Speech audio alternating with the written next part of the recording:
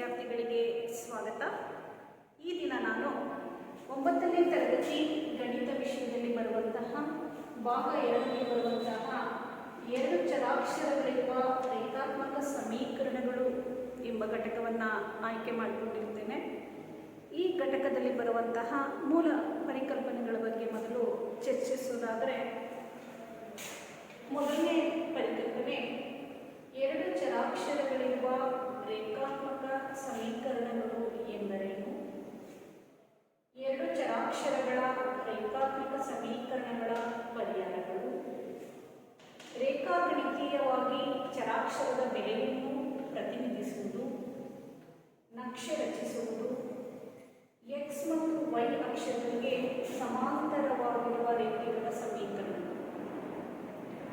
ಮಕ್ಕಳೇ, ನಾವು ಈ ಅಧ್ಯಾಯದಲ್ಲಿ ಈ ಪರಿಕಲ್ಪನೆಗಳನ್ನು ನಾವು ಕಲಿಬೇಕಾಗಿದೆ. ಸೊ ನೀವು 8ನೇ ತರಗತಿಯಲ್ಲಿ 1 ಚರಾಕ್ಷರಗಳ ರೇಖಾತ್ಮಕ ಸಮೀಕರಣಗಳು ಅಂದರೆ ಏನು ಹಾಗೂ ಅದರ ಆದರ್ಶ ರೂಪ ಏನು, ಆ ಸಮೀಕರಣವನ್ನು ನಕ್ಷೆಯಲ್ಲಿ ಹೇಗೆ ಪ್ರತಿನಿಧಿಸ್ತೀರಾ, ಹಾಗೆಯೇ ಆ ಸಮೀಕರಣದ ಪರಿಹಾರಗಳು ಏನು ಎಲ್ಲ ತಿಳ್ಕೊಂಡು ಬಂದಿದ್ದೀರಾ. ಸೊ ಹಾಗಾದರೆ ನೀವು 8ನೇ ತರಗತಿಯನ್ನು ಮೆಲುಕು ಹಾಕಿದಾಗ ನಮಗೆ ರೇಖಾತ್ಮಕ ಸಮೀಕರಣ, ಸರಳ ರೇಖಾತ್ಮಕ ಸಮೀಕರಣದ ಒಂದು ಉದಾಹರಣೆಯನ್ನು ಕೇಳಿದರೆ ಉದಾಹರಣೆ ಯಾವುದಾಗಿರುತ್ತೆ ನೋಡಿ ವಿದ್ಯಾರ್ಥಿಗಳೇ. ಸೊ ರೇಖಾತ್ಮಕ ಸಮೀಕರಣ ಅಂತ ಹೇಳಿದಾಗ ನಾವು ಮೊದಲನೆಯದಾಗಿ ಅದರ ಆದರ್ಶ ರೂಪವನ್ನು ತಗೊಳ್ತೀವಿ. ಸೊ ಆದರ್ಶ ರೂಪ ಏನು ಹೇಳುತ್ತೆ? ax + b = 0. ಇಲ್ಲಿ x ಅನ್ನೋದು ಒಂದು ಚರಾಕ್ಷರ, a ಮತ್ತು bಗಳು ವಾಸ್ತವ ಸಂಖ್ಯೆಗಳಾಗಿರುತ್ತೆ. ಇಲ್ಲಿ ಒಂದು ಚರಾಕ್ಷರ ಇದೆ. ಇದನ್ನು ನಾವು ರೇಖಾತ್ಮಕ ಸಮೀಕರಣ ಅಂತ ಕರೆಯಲಿಕ್ಕೆ ಕಾರಣ ಏನು ಅಂದರೆ, ಈ ಚರಾಕ್ಷರದ ಘಾತ ಸೂಚಿ 1 ಆಗಿದೆ. ಅವ್ಯಕ್ತ ಪದದ ಘಾತ ಸೂಚಿ 1 ಆಗಿದ್ದಾಗ ಆ ಸಮೀಕರಣವನ್ನು ನಾವು ರೇಖಾತ್ಮಕ ಸಮೀಕರಣ ಅಂತ ಹೇಳ್ಬಿಟ್ಟು ಕರಿತೇವೆ. ಉದಾಹರಣೆಯನ್ನು ನೋಡೋದಾದರೆ ನೀವು ಯಾವುದಾದ್ರೂ ಉದಾಹರಣೆ ಕೊಡ್ಬೋದು. ಹೇಗೆ 3 ಅಂತ ತಗೊಳ್ಳೋಣ, ಯಾಕೆಂದರೆ ಇದು ಒಂದು ವಾಸ್ತವ ಸಂಖ್ಯೆ, ಎಕ್ಸ್ ಅನ್ನೋದು ಒಂದು ಚರಾಕ್ಷರ. ಸೊ ಎಕ್ಸಿಗೆ ನಾವು ಯಾವುದೇ ಬೆಲೆನಾದರೂ ಕೊಡ್ಬೋದು. ಸೊ 3x + b, ಬಿನೂ ಕೂಡ ಒಂದು ವಾಸ್ತವ ಸಂಖ್ಯೆ, ನೀವು ಯಾವುದಾದ್ರೂ ಬೆಲೆಯನ್ನು ತಗೊಳ್ಳಿ = 0. ಸೊ ಇದು ಒಂದು ಸರಳ ರೇಖಾತ್ಮಕ ಸಮೀಕರಣಕ್ಕೆ ಉದಾಹರಣೆ. ಇದು ನೀವು 8ನೇ ತರಗತಿಯಲ್ಲಿ ಈಗಾಗಲೇ ಅಧ್ಯಾಯ ಮಾಡಿದ್ದೀರ. ಓಕೆ, ನಾವು ಈ ಒಂದು ಅಧ್ಯಾಯದಲ್ಲಿ ಅಭ್ಯಾಸ ಮಾಡಬೇಕಾಗಿರೋದೇನು ಅಂದರೆ 2 ಚರಾಕ್ಷರಗಳಿರುವ ರೇಖಾತ್ಮಕ ಸಮೀಕರಣಗಳು. ಇಲ್ಲಿ ಒಂದು ಚರಾಕ್ಷರ ಇದೆ, ಎಕ್ಸ್ ಅನ್ನೋದು ಒಂದೇ ಚರಾಕ್ಷರ. ನಾವು 9ನೇ ತರಗತಿಯಲ್ಲಿ ಅಧ್ಯಯನ ಮಾಡಬೇಕಾಗಿರುವಂಥದ್ದೇನು? 2 ಚರಾಕ್ಷರಗಳಿರಬೇಕು. ಸೊ ಎಕ್ಸ್ ಜೊತೆ ಇನ್ನೊಂದು ಸೇರಿಕೊಳ್ಳುತ್ತೆ. ಹಾಗಾದರೆ ಅದರ ಆದರ್ಶ ರೂಪ ಏನು, ಅದರ ಉದಾಹರಣೆಗಳೇನು ಅನ್ನೋದನ್ನು ನಾವು ಕಲಿಯೋಣ.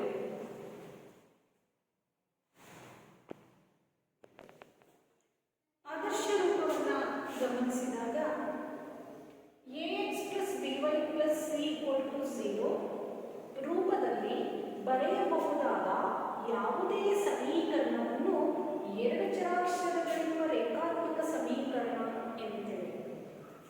ಇಲ್ಲಿ a, b ಮತ್ತು c ವಾಸ್ತವ ಸಂಖ್ಯೆಗಳು, ಆದರೆ a ≠ 0, b ≠ 0. a ಮತ್ತು bಗಳು 0 ಅಲ್ಲದ ಸಂಖ್ಯೆಗಳಾಗಿರಬೇಕು. ಈ ರೀತಿ ಹೇಳಿಕೆ ಇರುವಂತಹ ಯಾವುದೇ ಸಮೀಕರಣವನ್ನು ನಾವು 2 ಚರಾಕ್ಷರವುಳ್ಳ ರೇಖಾತ್ಮಕ ಸಮೀಕರಣಗಳು ಅಂತ ಹೇಳಿ ಕರಿತೇವೆ. ಸೊ ಇಲ್ಲಿ ಗಮನಿಸಬೇಕಾಗಿರೋದೇನು? ax + by, ax + by + c = 0 ಅಂದಾಗ ಇಲ್ಲಿ ನಾವು ಗಮನಿಸಬೇಕು, x ಮತ್ತು yಗಳು 2 ಚರಾಕ್ಷರಗಳಾಗಿವೆ.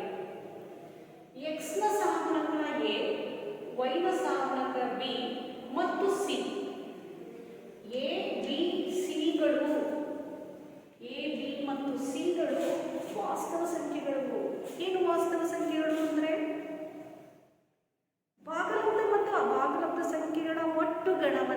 ವಾಸ್ತವ ಸಂಖ್ಯೆಗಳು ಅಂತ ಹೇಳ್ಬಿಟ್ಟು ಕರೀತೇವೆ. ಭಾಗಲಬ್ಧ ಮತ್ತು ಅಭಾಗಲಬ್ಧ ಸಂಖ್ಯೆಗಳ ಒಟ್ಟುಗಣವನ್ನು ವಾಸ್ತವ ಸಂಖ್ಯೆಗಳು ಅಂತ ಹೇಳ್ತೇವೆ. ನೀವು ಆಲ್ರೆಡಿ ನಿಮ್ಮ ಹಿಂದಿನ ತರಗತಿಗಳಲ್ಲಿ ಕಲಿತಿರ್ತೀರ. ಸೊ ಈ ABCಗಳು ವಾಸ್ತವ ಸಂಖ್ಯೆಗಳಾಗಿರಬೇಕು.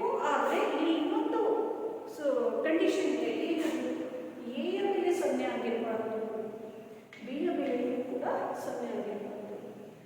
ಅಕಸ್ಮಾತ್ ಎ ಮತ್ತು ಬಿಗಳು 0 ಆಗಿದ್ರೆ ಏನಾಗ್ಬೋದು ನೋಡಿ. ಇಲ್ಲಿ ಎ ಬೆಲೆ 0 ಮತ್ತು ಯಾವುದೇ ಸಂಖ್ಯೆ ಗುಣಿಸಿ 0, ಬಿ ಬೆಲೆ 0 ಮತ್ತು ಇನ್ನೊಂದು ಸಂಖ್ಯೆ ಗುಣಿಸ್ಕೊಂಡ್ರೆ 0, ಮತ್ತೆ ಉಳಿದಿರೋದೇನು 0 ಪ್ಲಸ್ ಸಿ. ಅಲ್ಲಿ ಕೇವಲ ಸ್ಥಿರಾಂಕ ಮಾತ್ರ ಉಳಿಯುತ್ತೆ. ಸ್ಥಿರಾಂಕ ಉಳಿದಾಗ ಅದನ್ನು ನಾವು ಸಮೀಕರಣ ಅಂತ ಹೇಳಲಿಕ್ಕೆ ಸಾಧ್ಯವೇ ಇಲ್ಲ. ಹಾಗಾಗಿ ಇಲ್ಲಿ ನಾವು ಈ ರೀತಿಯ ಒಂದು ನಿಬಂಧನೆಗಳನ್ನು ನಾವು ಹಾಕಿದ್ದಾಗ ಅದನ್ನು ಫಾಲೋ ಮಾಡಬೇಕಾಗುತ್ತೆ, ಅದನ್ನು ಅನುಸರಿಸಬೇಕಾಗುತ್ತೆ. ಸೊ ಎ ಬೆಲೆ 0 ಆಗಿರಬಾರ್ದು, ಬಿ ಯ ಬೆಲೆ 0 ಆಗಿರಬಾರ್ದು. ಆದರೆ ABCಗಳು ಏನಾಗಿರುತ್ತೆ, ವಾಸ್ತವ ಸಂಖ್ಯೆಗಳಾಗಿರುತ್ತೆ. ಸೊ ಈ ರೀತಿಯ ಒಂದು ಹೇಳಿಕೆಯನ್ನು ನಾವು ಎರಡು ಚರಾಕ್ಷರವುಳ್ಳ ರೇಖಾತ್ಮಕ ಸಮೀಕರಣಗಳು ಅಂತ ಹೇಳ್ಬಿಟ್ಟು ಕರೀತೇವೆ. ಇಲ್ಲಿ ನಾವು ಉದಾಹರಣೆಗಳನ್ನು ತೆಗೆದುಕೊಂಡಿದ್ದೇವೆ. ಮೊದಲನೇದಾಗಿ 3x + 2y - 4 = 0. ನೋಡಿ, x y ಏನಾಗಿದೆ, ಚರಾಕ್ಷರಗಳಾಗಿದೆ. x ನ ಸಹಗುಣಕ 3, y ನ ಸಹಗುಣಕ 2 ಮತ್ತು 4 -4 ಅನ್ನೋದು ಏನಾಗಿದೆ, ಒಂದು ಸ್ಥಿರ ಬೆಲೆಯಾಗಿದೆ. ಇದು ಯಾವ ರೂಪದಲ್ಲಿದೆ ಅಂತ ನೋಡಿದಾಗ ನಮಗೆ ಗೊತ್ತಾಗ್ತಾ ಇದೆ, ಇದು ax + by + c ರೂಪದಲ್ಲಿ ಇದೆ. ಇದು ಎರಡು ಚರಾಕ್ಷರಗಳ ರೇಖಾತ್ಮಕ ಸಮೀಕರಣಕ್ಕೆ ಒಂದು ಉದಾಹರಣೆ. ಹಾಗೆಯೇ ಇನ್ನೊಂದು ಉದಾಹರಣೆಯನ್ನ ಗಮನಿಸೋಣ. 4p - 3/7 + 0.3 = 0. ಇಲ್ಲಿ ಗಮನಿಸಿ ವಿದ್ಯಾರ್ಥಿಗಳೇ, ಇಲ್ಲಿ ಕೂಡ ಆದರ್ಶ ರೂಪದಲ್ಲಿದೆನಾ? ಹೌದು, ಇದು ಕೂಡ ಆದರ್ಶ ರೂಪದಲ್ಲಿದೆ. ಬಟ್ ಒಂದು ಚಿಕ್ಕ ಬದಲಾವಣೆ ಏನಾಗಿದೆ, XY ಅನ್ನೋ ಜಾಗದಲ್ಲಿ ಏನಿದೆ, PQ ಬಂದಿದೆ. ಬರ್ಬೋದಾ ಹಾಗಾದ್ರೆ PQ? ಹೌದು. ಯಾಕೆಂದ್ರೆ x ಮತ್ತು y ಚರಾಕ್ಷರ ಅಂದಾಗ ಅದಕ್ಕೆ ಯಾವುದೇ ಬೆಲೆಯನ್ನು ಸೇರಿಸಬಹುದು. ಇಲ್ಲಿ XY ಅಂದ್ರೆ ಇಂಗ್ಲಿಶಿನ ಆಲ್ಫಾಬೆಟ್ಸ್ ಅಲ್ಲಿ ಬರುವಂತಹ ಯಾವುದೇ ಅಕ್ಷರಗಳನ್ನ ನಾವೇನಂತ ಕರಿತೇವೆ, ಚರಾಕ್ಷರಗಳು ಅಂತ ಹೇಳ್ಬಿಟ್ಟು ಕರಿತೇವೆ. ಯಾಕೆಂದ್ರೆ ಅವು ನಾವು ನಾವು ಕೊಡುವ ಬೆಲೆಯನ್ನು ಅದೇನು ಮಾಡುತ್ತೆ, ತೆಗೆದುಕೊಳ್ಳುತ್ತೆ. ಹಾಗಾಗಿ ಯಾವುದೇ ಲೆಟರ್ಸ್ ಅನ್ನ ನಾವು ಇಂಗ್ಲಿಷ್ ಆಲ್ಫಾಬೆಟ್ಸ್ ಇಂದ ತಗೊಂಡ್ರೆ ಅವು ಚರಾಕ್ಷರಗಳಾಗುತ್ತೆ. ಇಲ್ಲಿ ನಾವು ತಗೊಂಡಿರೋದು ಯಾವುದು, P ಮತ್ತು Q. Okay, so 4p - 3/7 + 0.3 = 0. ಇದು ಒಂದು ಇನ್ನೊಂದು ಉದಾಹರಣೆಯಾಗಿದೆ. ಹೌದಾ? ಸೊ ಈ ಇನ್ನೊಂದು ಗಮನಿಸಿ, 3/7 ಎಂಥ ಸಂಖ್ಯೆ? ಎಸ್, ಭಾಗಲಬ್ಧ ಸಂಖ್ಯೆ. 0.3 ಏನು, ದಶಮಾಂಶ. ಬರ್ಬೋದಾ ಈ ತರ ಸಂಖ್ಯೆಗಳು? ಹೌದು. ಯಾಕೆ ಅಂದರೆ ಇಲ್ಲಿ ಏನಂತ ಹೇಳಿ ನೋಡಿ, A, B ಮತ್ತು C ಗಳು ವಾಸ್ತವ ಸಂಖ್ಯೆಗಳು. ವಾಸ್ತವ ಸಂಖ್ಯೆಗಳಲ್ಲಿ ಭಾಗಲಬ್ಧನೂ ಬರುತ್ತೆ, ದಶಮಾಂಶ ಸಂಖ್ಯೆಗಳು ಕೂಡ ಬರುತ್ತೆ. ಸೊ ಹಾಗಾಗಿ ಇದು ಕೂಡ ನಮ್ಮ ಆದರ್ಶ ರೂಪದಲ್ಲಿದೆ. ax + by + c = 0. ಆದರೆ ಬದಲು ನೋಡಿ, ಸಹಗುಣಕಗಳನ್ನು ಬರೀರಿ. What is the value of a? Right here. a = 4, b = -3/7.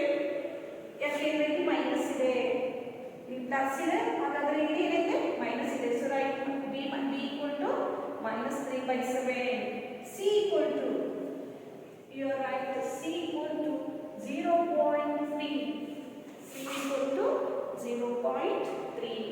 So ಹಾಗಾದ್ರೆ ಇಲ್ಲಿ ಬರೀತೀರಾ ಮೊದಲನೇ ಉದಾಹರಣೆಗೆ ABC ಬೆಲೆಗಳನ್ನ? ಹೌದು. ಸೊ a ಯ ಬೆಲೆ ಇಲ್ಲಿ 3. So right, a = 3. b ಯ ಬೆಲೆ 2, b ಯ ಬೆಲೆ 2, c ಯ ಬೆಲೆ -4. So right, c = -4. ಇಲ್ಲಿ ಪ್ಲಸ್ ಇದೆ ಬಟ್ ಇಲ್ಲಿ ಮೈನಸ್ ಇದೆ. So c = -4. ಸೊ ಈಗ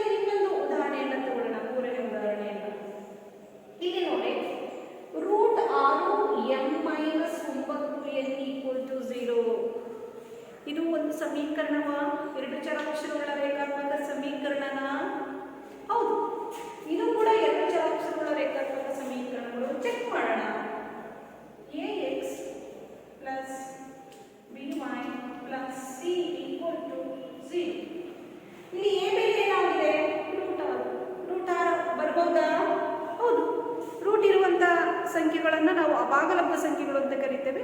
ಸೊ ವಾಸ್ತವ ಸಂಖ್ಯಾಗಣದಲ್ಲಿ ಅಭಾಗಲಬ್ಧ ಸಂಖ್ಯೆಗಳು ಬರುತ್ತೆ. ಸೊ ಹಾಗಾಗಿ ಎ ಯ ಬೆಲೆ √6, ಬಿ ಯ ಬೆಲೆ -9, ಬಿ =-9, ಸಿ ಯ ಬೆಲೆ ಇದೆಯಾ ನೋಡಿ? ಇಲ್ಲ. ಸಿ ಬೆಲೆ ಇಲ್ಲ ಅಂದರೆ ಸಿ ಏನಾಗಿರುತ್ತೆ? 0 ಆಗಿರುತ್ತೆ. ಅದು ಒಂದು ಸ್ಥಿರಾಂಕದ ಬೆಲೆ ಇಲ್ಲಿ ಕೊಟ್ಟಿಲ್ಲ, ಹಾಗಾಗಿ ಸಿ ಯ ಬೆಲೆ ಏನಾಗಿರುತ್ತೆ? 0 ಆಗಿರುತ್ತೆ. ವಿದ್ಯಾರ್ಥಿಗಳೇ, ನೀವು ಈ ರೀತಿ ಬರೆಯಬಹುದಂತ ಯಾವುದೇ ಸಂಖ್ಯೆಗಳನ್ನು ನಾವೇನಂತ ಕರಿತೇವೆ? ಎರಡು ಚರಾಕ್ಷರಗಳಿರುವ ರೇಖಾತ್ಮಕ ಸಮೀಕರಣಗಳು. ಅದರ ಆದರ್ಶ ರೂಪ ಏನು? ಸಿಂಪಲ್ ಇಟ್ಕೊಳ್ಳಿ. ax + by + c = 0 ರೂಪದಲ್ಲಿರುವಂತಹ ಸಮೀಕರಣವನ್ನು ನಾವು ಎರಡು ಚರಾಕ್ಷರಗಳಿರುವ ರೇಖಾತ್ಮಕ ಸಮೀಕರಣಗಳು ಅಂತ ಹೇಳ್ಬಿಟ್ಟು ಕರಿತೇವೆ. ವಿದ್ಯಾರ್ಥಿಗಳೇ, ಇಲ್ಲಿ ನಾವು ಒಂದು ಸೂಚನೆಯನ್ನು ಗಮನಿಸೋಣ. ಸೂಚನೆ: ax + b = 0 ರೂಪದ ಸಮೀಕರಣಗಳು ಎರಡು ಚರಾಕ್ಷರಗಳ ರೇಖಾತ್ಮಕ ಸಮೀಕರಣ ಆಗಿರುತ್ತೆ.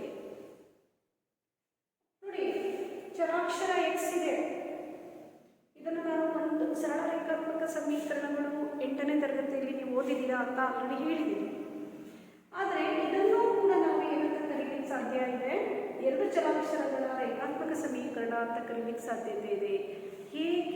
ಏಕೆ ನಾವು ಇದನ್ನು ಎರಡು ಚರಾಕ್ಷರಗಳ ರೇಖಾತ್ಮಕ ಸಮೀಕರಣ ಅಂತ ಏಕೆ ಕರೀಲಿಕ್ಕೆ ಸಾಧ್ಯ ಇದೆ? ಹೌದು, ನಾವು ಇದನ್ನು ಎರಡು ಚರಾಕ್ಷರಗಳ ಸಮೀಕರಣವನ್ನಾಗಿ ಬದಲಾಯಿಸಲಿಕ್ಕೆ ಸಾಧ್ಯ ಇದೆ. ಸೊ ನಾವೀಗ ಬದಲಾಯಿಸಬೇಕು, ನೋಡೋಣ. ನೋಡಿ, ಸಮೀಕರಣ ax + b = 0 ಇದನ್ನು ನಾವು ಎರಡು ಚರಾಕ್ಷರಗಳ ಸಮೀಕರಣವನ್ನಾಗಿ ಬರೆಯಲಿಕ್ಕೆ ಸಾಧ್ಯ ಇದೆ. ಹೇಗೆ? ax, ಇಲ್ಲಿ y ಇಲ್ಲ, y ಅನ್ನು ಬರ್ಕೊಳ್ಳಿಕ್ಕೆ ಸಾಧ್ಯ ಇದೆ ಅಲ್ವಾ? ಹೌದು. ಹೇಗೆ ಬರ್ಕೋಬಹುದು? 0 × y plus b = 0 plus c ax + by + c = 0. ಅಂದರೆ in place of y you write 0 × y. ಸೊನ್ನೆಯನ್ನು ಯಾವುದೇ ಸಂಖ್ಯೆಯ ಜೊತೆ ಗುಣಿಸಿದಾಗ ನಮಗೆ ಬರುವುದೇನು? 0. ಅವಾಗ ಉಳಿಯೋದೇನು? ax + by. ಅವಾಗ ಉಳಿಯೋದೇನಾಗಿರುತ್ತೆ? ax + c = 0 ಆಗಿರುತ್ತೆ. ಇಲ್ಲಿ ಎರಡು ಚರಾಕ್ಷರ ಅಂದಾಗ ಒಂದು x ಬರಬೇಕು, ಇನ್ನೊಂದು y ಬರಬೇಕು. ಸೊ ಬಂದಿದೆ, ಹಾಗಾಗಿ ಇದು ಕೂಡ ಒಂದು ಎರಡು ಚರಾಕ್ಷರವುಳ್ಳ ರೇಖಾತ್ಮಕ ಸಮೀಕರಣಕ್ಕೆ ಇದು ಉದಾಹರಣೆ ಆಗುತ್ತೆ. ನಾವಿಲ್ಲಿ ಒಂದು ಉದಾಹರಣೆಯನ್ನ ನೋಡೋಣ. 4 - 3x = 0. ಇದು ಎರಡು ಚರಾಕ್ಷರಗಳ ರೇಖಾತ್ಮಕ ಸಮೀಕರಣ ಹೌದಾ? ಇಲ್ಲ.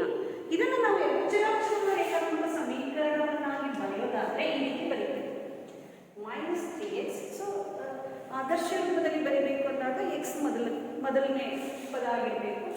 ಇಲ್ಲಿ y ಇಲ್ಲ, ಹಾಗಾಗಿ ನಾನು ಏನು ಮಾಡ್ತೇನೆ? 0 × y. 0ನ್ನು y ಜೊತೆ ಗುಣಿಸಿದಾಗ ನಮಗೆ 0ನೇ ಬರುತ್ತೆ. ಮತ್ತೆ ಇಲ್ಲಿ ಬಂದಿರುವಂತಹ ಸ್ಥಿರ ಬೆಲೆ 4 = 0. ಈಗ ಇದು ಎರಡು ಚರಾಕ್ಷರಗಳ ರೇಖಾತ್ಮಕ ಸಮೀಕರಣ ಆಗಿದೆನಾ? ಹೌದು. ಸೊ ಹಾಗಾಗಿ ax + b = 0 ರೂಪದ ಸಮೀಕರಣಗಳು ಎರಡು ಚರಾಕ್ಷರಗಳ ರೇಖಾತ್ಮಕ ಸಮೀಕರಣ ಆಗಿರುತ್ತೆ. ಸೊ ಈ ರೀತಿಯ ಉದಾಹರಣೆಗಳನ್ನು ನೀವು ಬರಲಿಕ್ಕೆ ಸಾಧ್ಯ ಇದೆ.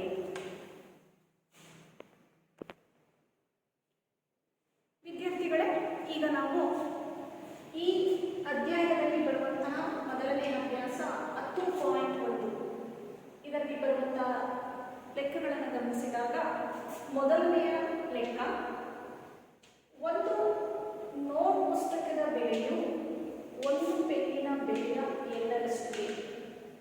ಈ ಏರಿಕೆಯನ್ನು ಪ್ರತಿನಿಧಿಸಲು ಎರಡು ಚರಾಕ್ಷರಗಳಿರುವ ಒಂದು ರೇಖಾತ್ಮಕ ಸಮೀಕರಣವನ್ನು ಬರೆಯಿರಿ.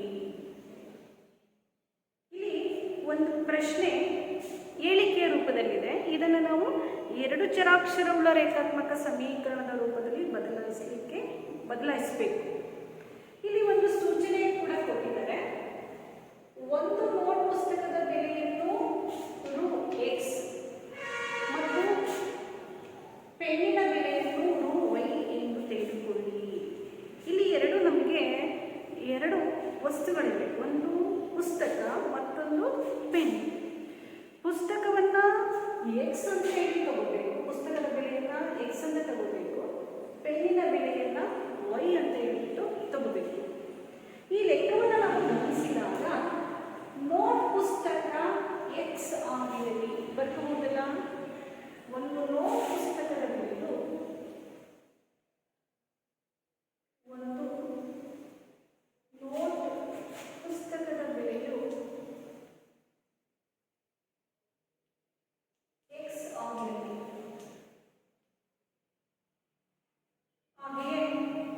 ಮತ್ತು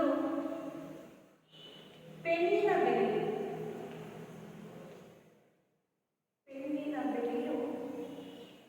y ಆಗಿದೆ. ಸೊ ಇಲ್ಲಿ ಎರಡು ಅವ್ಯಕ್ತ ಪದಗಳು ನಮಗೆ ಕಾಣಿಸ್ತಾ ಇದೆ. ಈ ಎರಡು ಅವ್ಯಕ್ತ ಪದಗಳನ್ನು ಆಧರಿಸಿಬಿಟ್ಟು ಇಲ್ಲಿ ಕೊಟ್ಟಿರುವಂತಹ ಹೇಳಿಕೆಯನ್ನು ನೋಡಿ ನಾವು ಇದಕ್ಕೆ ಒಂದು ಸಮೀಕರಣವನ್ನು ನಾವು ಬರೆಯೋಣ. ಸೊ ಒಂದು ನೋಟ್ ಪುಸ್ತಕದ ಬೆಲೆ, ಪುಸ್ತಕ ಎಷ್ಟು ಪುಸ್ತಕದ ಬೆಲೆ? ಒಂದು ಪುಸ್ತಕ ಏನಾಗಿರಬೇಕು? ಎಕ್ಸ್ ಆಗಿರಬೇಕು. ಹಾಗಾದರೆ ಒಂದು ನೋಟ್ ಪುಸ್ತಕದ ಬೆಲೆಯು ಅಂದರೆ ಎಕ್ಸ್ ಏನಾಗಿರಬೇಕು?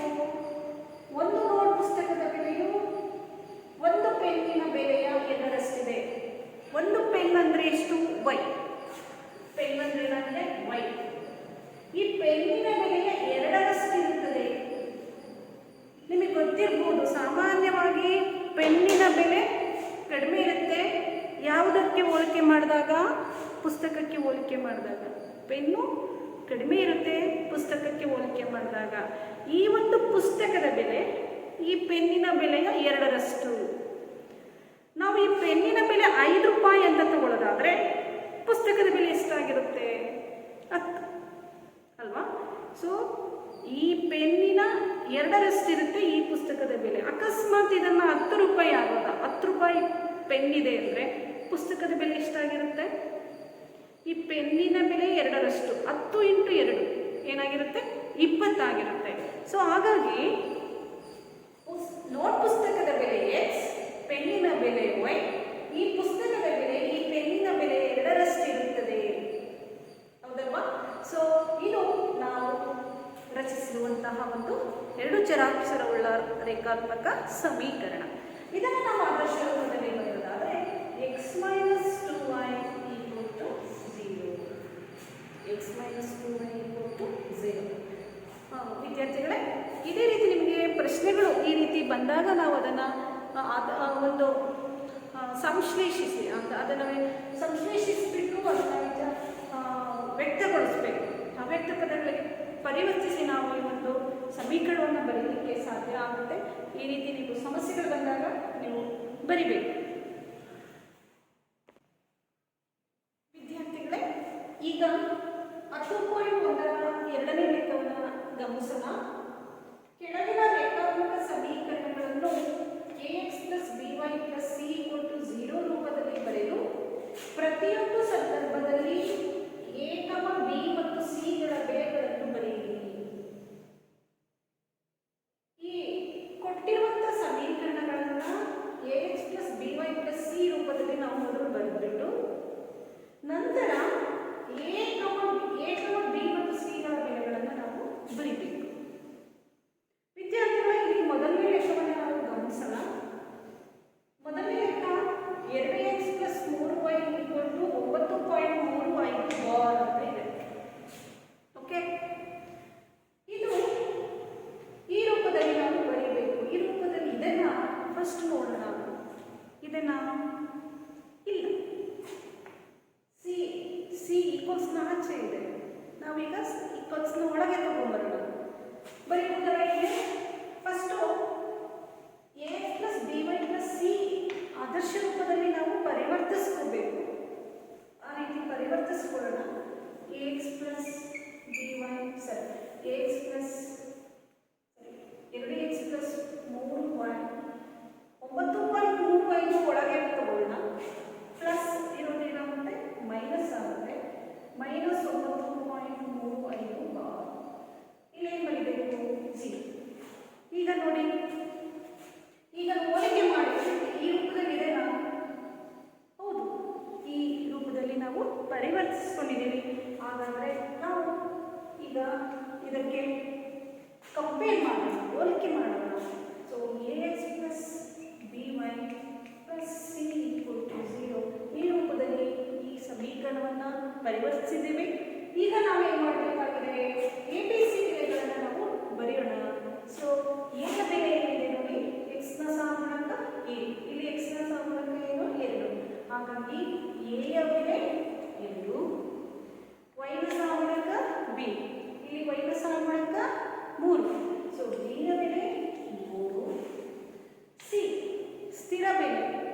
ಸಿ ಬೆಲೆ ಏನಾಗಿದೆ -9.35 ಬಾರ್.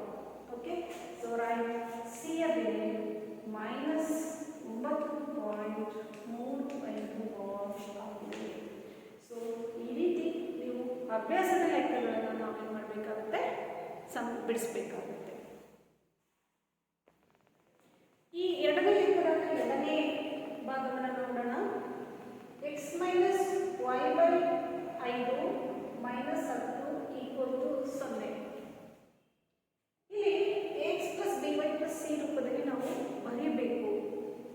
ಹೋದರೆ ಇದು ಈ ರೂಪದಲ್ಲಿ ಇದೆನಾ ಅಂತ ನಾವು ನೋಡಿದಾಗ ಇದೆನಾ? ಹೌದು. ಸೊ ಇದು ಆದರ್ಶ ರೂಪದಲ್ಲಿ ಇದೆ. ಬಟ್ ಇಲ್ಲಿ y/5 ಅಂತ ಇರೋದನ್ನು ಒಂದು ಸ್ವಲ್ಪ ಬದಲಾಯಿಸ್ಕೊಂಡು ಬರೆಯೋದಾದರೆ ಈ ರೀತಿ ಬರೆಯೋಣ. x - 1/5y - 10 = 0. ಅಂದರೆ ಇದಕ್ಕೆ ಇದರೇನು ಬದಲಾವಣೆ ಅಂತಲ್ಲ, ನಮ್ಮ ಅನುಕೂಲಕ್ಕೆ ಈ ರೂಪದಲ್ಲಿ ಹೇಳಲಿಕ್ಕೆ ನಾವು ಇದನ್ನು ಬದಲಾಯಿಸ್ಕೊಡ್ತಾ ಇದ್ದೇವೆ ಮಾತ್ರ. ಈಗ ಈ ಸಮೀಕರಣಕ್ಕೆ ಹೋಲಿಕೆ ಮಾಡೋಣ. ax + by + c = 0. ಈಗ ಇಲ್ಲಿ a ಯ ಬೆಲೆ ಏನು? x ನ ಸಹಾಯಕ a. x ನ ಸಹಾಯಕ ಏನಿರುತ್ತೆ ಇಲ್ಲಿ? ಏನು ಇಲ್ಲ ಅಂದರೆ 1 x. ಹಾಗಾಗಿ a ಯ ಬೆಲೆ ಏನಾಗಿದೆ? 1. b ಯ ಬೆಲೆ ಪ್ಲಸ್ ಇದೆ, ಮೈನಸ್ ಇದೆ. ಸೊ b ಯ ಬೆಲೆ -1/5 c ಯ ಬೆಲೆ -10 ಆಗಿರುತ್ತೆ. ಸೊ ಈ ರೀತಿ ಮೊದಲು ಕೊಟ್ಟಿರುವ ಸಮೀಕರಣವನ್ನು ಈ ಆದರ್ಶ ರೂಪಕ್ಕೆ ಪರಿವರ್ತಿಸ್ಕೋಬೇಕು. ನಂತರ ಆದರ್ಶ ರೂಪಕ್ಕೆ ಹೋಲಿಕೆ ಮಾಡಿ ಅದನಂತರ ನಾವು a, b ಮತ್ತು c ಬೆಲೆಗಳನ್ನು ಏನು ಮಾಡಬೇಕಾಗುತ್ತೆ? ಬರೀಬೇಕಾಗುತ್ತೆ. ವಿದ್ಯಾರ್ಥಿಗಳೇ, ಈಗ ನಾವು ಮೂರನೇ ಲೆಕ್ಕವನ್ನು ಗಮನಿಸೋಣ. x = 3y. ಮೊದಲು ಇದನ್ನು ನಾವು ಈ ರೂಪದಲ್ಲಿ ಪರಿವರ್ತಿಸ್ಕೋಬೇಕು. ಸೊ ಬರೆಯೋಣ. x - 3y = 0. ಆದರ್ಶ ರೂಪದಲ್ಲಿ ಇದೆನಾ? ಸಿ ಬೆಲೆ ಇದೆನಾ? ಇಲ್ಲ. ಸಿ ಇಲ್ಲ ಅಂದರೆ ಏನಾಗುತ್ತೆ? ಆಲ್ರೆಡಿ ಹೇಳಿದೆ ನಾನು. ಸೊ ಈಗ ನಾವೇನು ಮಾಡೋಣ? ಈ ಸಮೀಕರಣವನ್ನು ಹೋಲಿಕೆ ಮಾಡೋಣ. ಈ ಸಮೀಕರಣದ ಜೊತೆ ಏನಾಗಿರುತ್ತೆ? ax + by + c = 0. ಈಗ ಹೇಳಿ, a ಯ ಬೆಲೆ ಏನು? ಓಕೆ, ಏನಿಲ್ಲ ಅಂತ ಏನಿರುತ್ತೆ? 1 ಇರುತ್ತೆ. a ಯ ಬೆಲೆ 1, b ಯ ಬೆಲೆ -3, c ಯ ಬೆಲೆ c ಇದೆನಾ ಇಲ್ಲಿ? ಇಲ್ಲ. ಸೊ c ಬೆಲೆ ನಮಗೆ ಬೇಕು ಅವಾಗ 0 ಆಗಿರಬೇಕು. ಸೊ ಈ ರೀತಿ ಕೊಟ್ಟಿರುವಂತಹ ಸಮೀಕರಣವನ್ನು ಆದರ್ಶ ರೂಪಕ್ಕೆ ಪರಿವರ್ತಿಸಿಕೊಂಡು ನಂತರ a, b ಮತ್ತು c ಬೆಲೆಗಳನ್ನು ನಾವು ಬರಿಬೇಕು. ವಿದ್ಯಾರ್ಥಿಗಳೇ, ಈ ಲೆಕ್ಕವನ್ನು ಗಮನಿಸಿ. 3x + 2 = 0. ಇದನ್ನು ನೋಡಿದಾಗ ನಮಗೆ ಇದು ಒಂದು ಸರಳ ರೇಖಾತ್ಮಕ ಸಮೀಕರಣ ರೂಪದಲ್ಲಿದೆ ಅಂತ ಗೊತ್ತಾಗುತ್ತೆ. ಆದರೆ ಈ ಒಂದು ಚರಾಕ್ಷರಗಳ ಸರಳ ರೇಖಾತ್ಮಕ ಸಮೀಕರಣವನ್ನು ಕೂಡ ನಾವು ಎರಡು ಚರಾಕ್ಷರಗಳ ರೇಖಾತ್ಮಕ ಸಮೀಕರಣವನ್ನಾಗಿ ಬದಲಾಯಿಸಲಿಕ್ಕೆ ಸಾಧ್ಯ ಇದೆ. ಹಾಗಾದರೆ ಹೇಗೆ ಬದಲಾಯಿಸೋಣ ನೋಡಿ. 3x + y ಇಲ್ಲ ಅಂದಾಗ 0 × y. ಓಕೆ, 0 × y ಅಂದಾಗ ಅದು 0 ಆಗುತ್ತೆ. ಸೊ y ಇರೋದಿಲ್ಲ. ಹಾಗಾಗಿ ಇದನ್ನು 0 × y ಅಂತ ಬರೀಬೇಕು. ಪ್ಲಸ್ ಏನಿದೆ ಏನಿದೆ? ರೈಟ್, 0. ಸೊ ಈಗ ಇದನ್ನು ಈ ಸಮೀಕರಣದ ಜೊತೆ ಹೋಲಿಕೆ ಮಾಡೋಣ.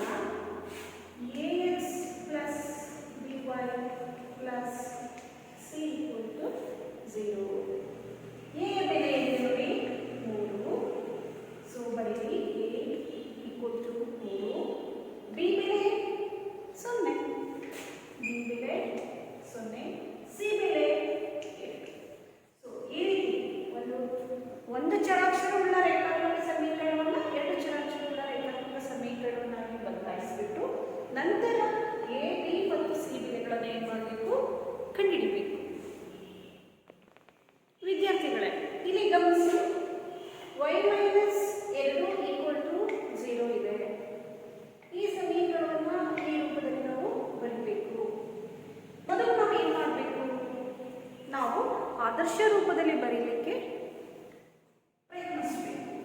ಆದರ್ಶ ರೂಪದಲ್ಲಿ ಬರೀಬೇಕಾದ್ರೆ ಇಲ್ಲಿ ಎಕ್ಸ್ ಬೆಲೆ ಇದೆನಾ? ಇಲ್ಲ. ಎಕ್ಸ್ ಬರಿಬೇಕು ಅಂದಾಗ ನಾವು ಈ ರೀತಿ ಬರೋಣ, 0 ಇಂಟು ಎಕ್ಸ್, ಹೌದಲ್ವಾ?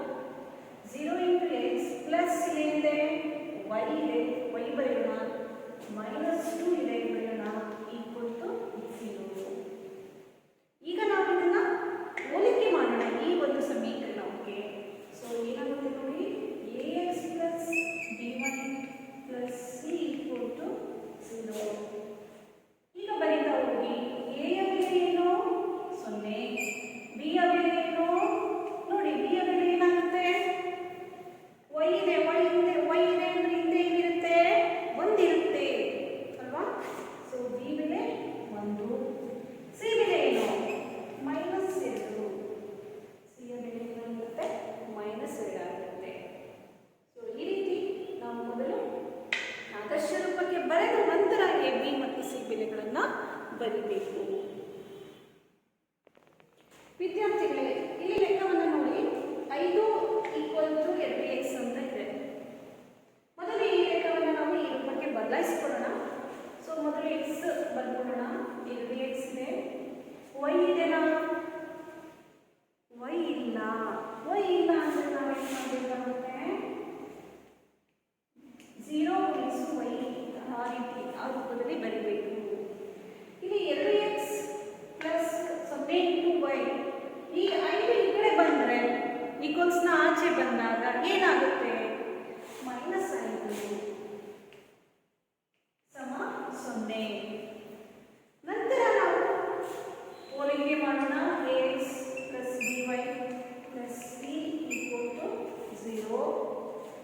a ಯ ಬೆಲೆ 2, b ಯ ಬೆಲೆ 0, c ಯ ಬೆಲೆ -5. ಸೊ ವಿದ್ಯಾರ್ಥಿಗಳ ಪ್ರತಿಯೊಂದು ಲೆಕ್ಕವನ್ನು ಕೂಡ ನಾವು ಆದರ್ಶ ರೂಪದಲ್ಲಿ ಬರೆದ ನಂತರ a ಮತ್ತು b, c ಬೆಲೆಗಳನ್ನು ಬರೆಯೋಣ. ವಿದ್ಯಾರ್ಥಿಗಳೇ, ಈ ಒಂದು ಸಮಸ್ಯೆ ಗಮನಿಸೋಣ. 5y = 2 ಅಂತ ಇದೆ. ಇಲ್ಲಿ x ಪದ ಇಲ್ಲ, ಹಾಗಾಗಿ ನಾವು x ಅನ್ನು ಬರ್ಕೋಬೇಕಾಗುತ್ತೆ. ಅದಕ್ಕೂ ಮೊದಲು ಇದನ್ನು ಸಮೀಕರಣ ರೂಪದಲ್ಲಿ ಬರೆಯೋಣ. 5y -2 = 0. y ಇದೆ, x ಇಲ್ಲ, ಹಾಗಾಗಿ 0 into x plus 5y -2 equal to 0. ಇದನ್ನು ಹೋಲಿಕೆ ಮಾಡೋಣ ಈ ಸಮೀಕರಣದ ಜೊತೆ. dy plus c equal to 0. a ಯ ಬೆಲೆ ಏನಾಗಿದೆ? ಇಲ್ಲಿ 0 ಆಗಿದೆ. b ಯ ಬೆಲೆ ಏನಾಗಿದೆ? 5. c ಯ ಬೆಲೆ -2. ಒಟ್ಟಾರೆಯಾಗಿ ಈ ರೀತಿ a, b, c ಬೆಲೆಗಳನ್ನು ಬರೆದು ಮೊದಲು ಈ ಸಮೀಕರಣವನ್ನು ಆದರ್ಶ ರೂಪದಲ್ಲಿ ಬರೆದು a, b ಬೆಲೆಗಳನ್ನು ಬರೀಬೇಕಾಗುತ್ತೆ. ವಿದ್ಯಾರ್ಥಿಗಳೇ, ನಾವು ಈ ಒಂದು ವಿಡಿಯೋ ತರಗತಿಯಲ್ಲಿ ಮೊದಲನೇದಾಗಿ 2 ಚರಾಕ್ಷರಗಳ ರೇಖಾತ್ಮಕ ಸಮೀಕರಣಗಳು ಅನ್ನೋದ್ರ ಬಗ್ಗೆ ತಿಳ್ಕೊಂಡ್ವಿ. ಹಾಗೆ 2 ಚರಾಕ್ಷರಗಳ ರೇಖಾತ್ಮಕ ಸಮೀಕರಣದ ಆದರ್ಶ ರೂಪ ಅಂದ್ರೇನು ಹಾಗೂ ಆದರ್ಶ ರೂಪದಲ್ಲಿ ಹೇಗೆ ಬರೀಬೇಕು ಅನ್ನೋದನ್ನು ಕೂಡ ಈ ಒಂದು ಅಧ್ಯಾಯದಲ್ಲಿ ನಾವು ಕಲಿತಿದ್ದೇವೆ. ಸೊ ನೀವೆಲ್ಲ ವಿದ್ಯಾರ್ಥಿಗಳು ಈ ಒಂದು ವಿಡಿಯೋ ತರಗತಿಯನ್ನು ಅರ್ಥ ಮಾಡ್ಕೊಂಡಿದ್ದೀರಾ ಅಂತ ನಂಬಿ ನಾನು ಈ ಒಂದು ವಿಡಿಯೋ ತರಗತಿಯನ್ನು ಮುಕ್ತಾಯಗೊಳಿಸ್ತಾ ಇದ್ದೇನೆ. ಧನ್ಯವಾದಗಳು.